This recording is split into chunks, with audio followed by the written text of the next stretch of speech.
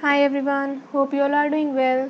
Here I am with chapter number 5 of class 8 and the name of the chapter is the parliamentary government, the judiciary, the subordinate courts. So it's a third video of the chapter number 5. In previous video we discussed about the Supreme Court and the High Court, and in this video we'll discuss about the subordinate courts. So here I am starting the subordinate courts. First point is written, that is every state is divided into district for judicial administration. Her state district में divide है for judicial administration, and every district has many civil courts and the criminal courts as well. Fine. And what they are meant for, that I will tell you. It means the civil courts. In the civil courts, they hear the cases related to land, property and money transaction. Fine. And the civil and the court of the district judge is the highest civil court of a district. Easy. The court of subordinate civil judges and the munsifs are below it. It means district judge के under subordinate civil judges and munsifs काम करते हैं. Now come to criminal courts. This court is the court of session judges and the session judge has the right to award death sentence or life imprisonment. ये फांसी की सज़ा सुना सकते हैं और उम्र कैद की सज़ा भी सुना सकते हैं. They has the right. Fine. इनके अंडर कौन काम करते हैं? The court of metropolitan magistrate और judicial magistrate. Easy. Now come to Lok Adalat. So न्याय लेने के लिए it's a long procedure, can say it's a time consuming also and expensive procedure also in our country. Fine. For that, Lok Sabha is there and it was held for the first time in Delhi in 6th October 1985. Clear? So first point is mentioned here, that is get speedy justice. So Lok Adalats get speedy justice and inexpensive justice for the aggrieved party. And it always encourage the settlement of disputes. Disputes कैसे settle होंगे? Through only compromise between the two parties. Clear? And the Lok Sabha are presided over by judicial officer or other person who possess such qualification as may be prescribed by the state. इन्हें preside कौन कर रहे हैं? Judicial officer कर रहे हैं या कोई वो लोग कर रहे हैं, those who are having the qualification for the same. Lok Sabha are being held regularly in many states. Clear? Or what kind of disputes they are solving, such as electricity and telephone bills and insurance claims. ये कुछ तरह के disputes हैं that can be solved in the Lok Adalats. Clear? But poor people cannot afford the cost involved in court procedure. कुछ poor section है, they cannot afford the cost.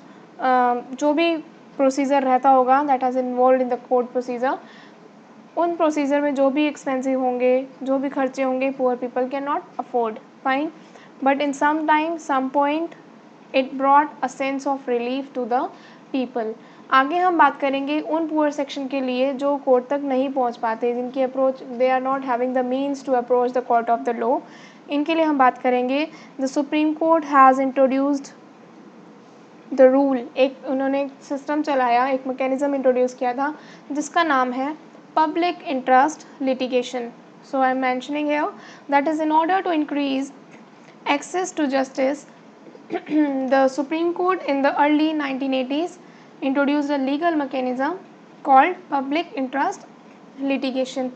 तो supreme court ने एक लीगल मैकेनिज्म को introduce किया था 1980s में, जिसका नाम था पब्लिक इंटरेस्ट लिटिगेशन. मतलब पब्लिक के इंटरेस्ट के लिए कोई भी लीगल एक्शन लेना.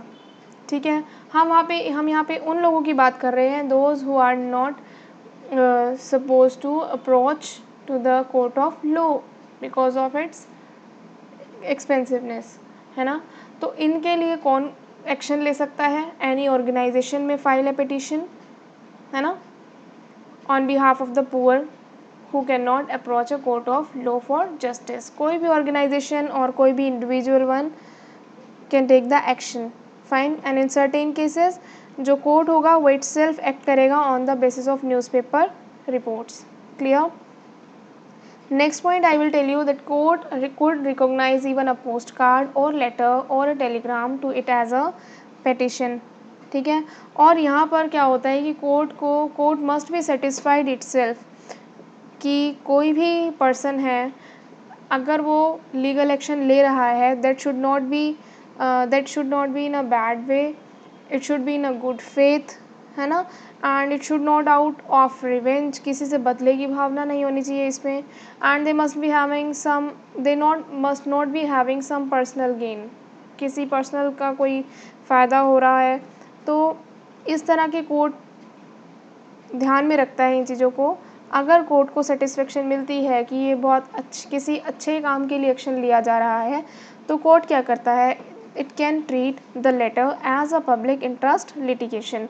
जब वो लेटर आ जाता है तो that letter will be proceed, है ना. वो एक ऑर्डर ही होता है and can order will be proceed.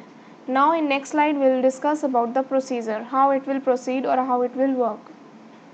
Procedure. The Supreme Court and the High Court usually appoint the fact finding commissions. यहाँ पे सुप्रीम कोर्ट और high court fact finding commissions को अपॉइंट करते हैं और वो क्या करते हैं, वो कोई भी नेसेसरी ऑर्डर्स होते हैं उनको पास करते हैं. यहाँ पे supreme court as a defender role करता है. ठीक है. और पब्लिक इंटरेस्ट लिटिगेशंस के अंडर ये सारे जो मैंने एग्जांपल मेंशन किए हैं इनको लुक आफ्टर किया जाता है. जो मैंने लिखे हैं, under trial prisoners, exploited women, bonded labourers, victims of police torture, this kind of group can have they have the access to the court, है ना. लास्ट एग्जाम्पल अगर आपको दिख रहा है तो इसमें आपको समझ आएगा कि government aided school started getting mid day meal. ठीक है. तो किसी ऑर्गेनाइजेशन ने इसके रिगार्डिंग कुछ लीगल एक्शन लिया होगा, that's why government aided school started getting midday meal in the school. Easy. So this public interest litigation is work for the poor sections. Clear. Those who cannot approach the court of law for justice. Clear. So it's a last slide of this video. In next one we'll discuss some important questions related to the same video. That is number 1, why do we need Lok Adalat? Sorry, again I'm saying Sabha, it's Lok Adalat. What is public interest litigation? What do you mean by criminal law? What do you mean by civil law? अच्छा, criminal law में हम बताएंगे कि जहाँ जो crime से related है, जहाँ पे मर्डर होता है या कोई भी अटैक होता है या चोरी होती है, डकैती होती है, this all kind of matters are involve in the criminal law.